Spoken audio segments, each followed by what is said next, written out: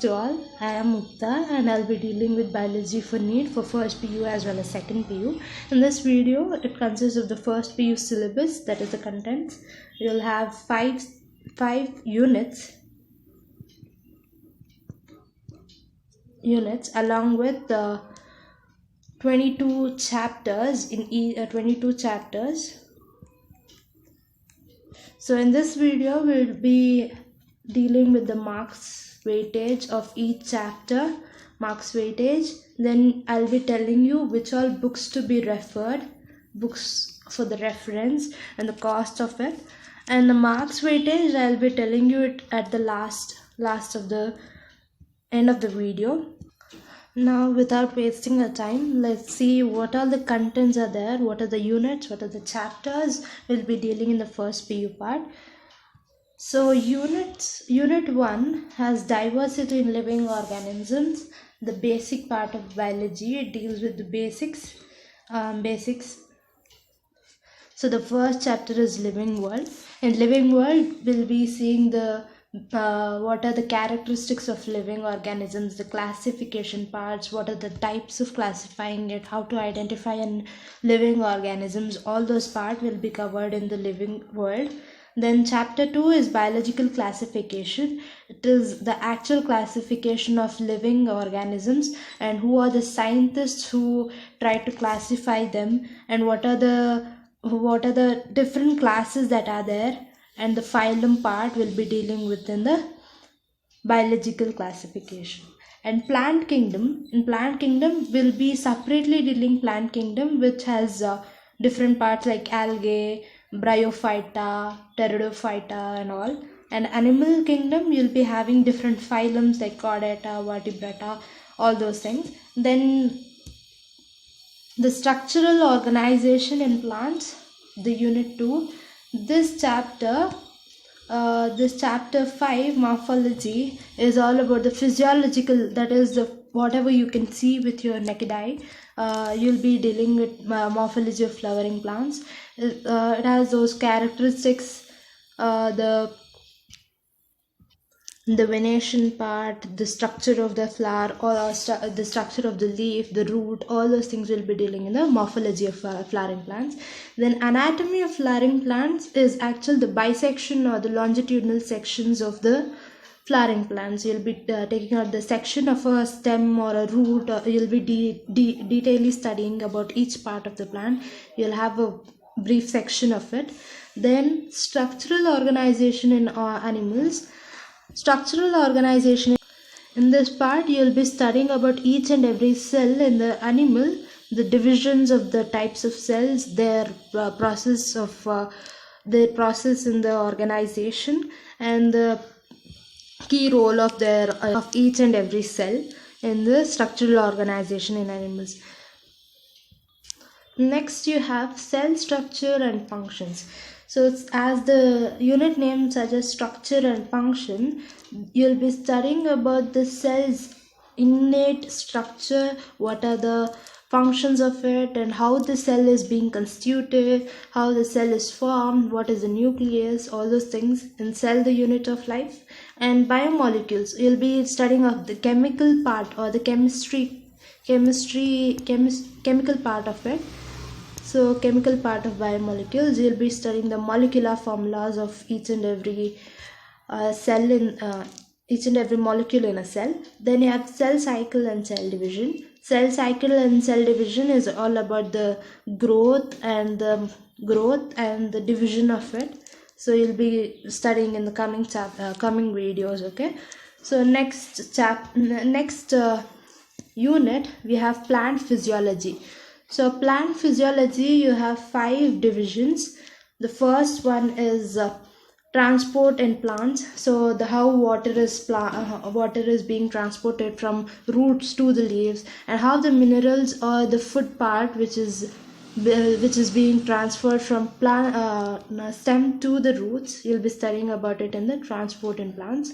Mineral nutrition. In this chapter, we'll be seeing what are the minerals, what are the nutrients that is required for plants, which is essential, which is not essential. All those things we'll be studying in mineral nutrition. Then you have photosynthesis in higher plants. We have heard this term from very beginning, like 5th standards.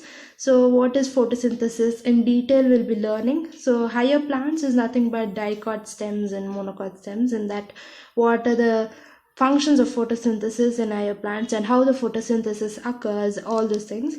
Then respiration in plants. Respiration in plants is related to the intake of carbon dioxide and giving out of oxygen.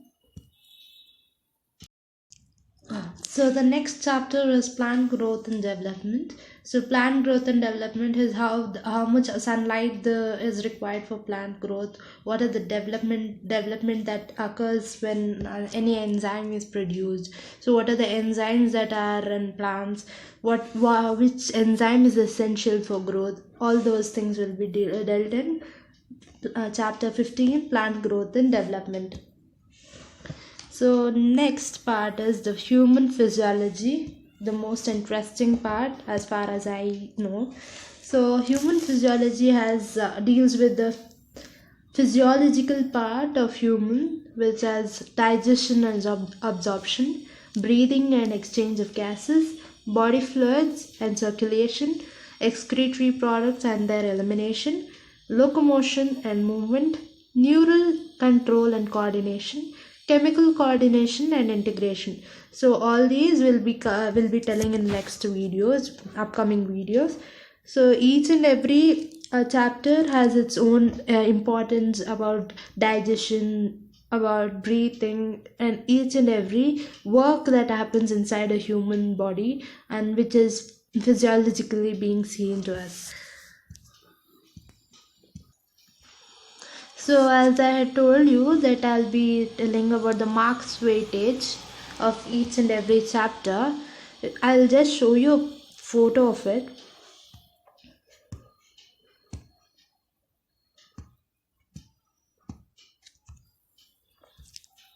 So this is the marks weightage considering the average number of questions that have appeared in previous year's 8 papers. So diversity in living organism has 12 questions, on average 12 questions in it.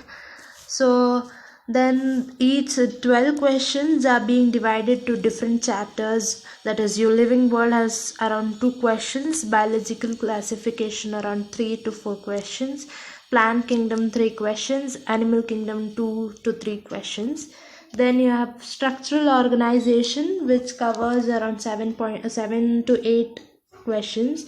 So which has morphology, anatomy and structure divided, each has 3, 2 and 1 question. Then cell structure and function, you have the cell, the unit of life, has 3 questions, and biological biomolecules 2 questions, and cell cycle and cell division 2 questions. Plant physiology around 7 questions, each divided around 1 or 2 questions of each chapter. Human physiology has 14.5. The maximum weightage is being given to human physiology, so please do concentrate on the human physiology. It has very different topics in it. You'll have to concentrate on human physiology as well as plant physiology, which is going to help you in the next year or the second PU syllabus. So human physiology have 14 marks weightage.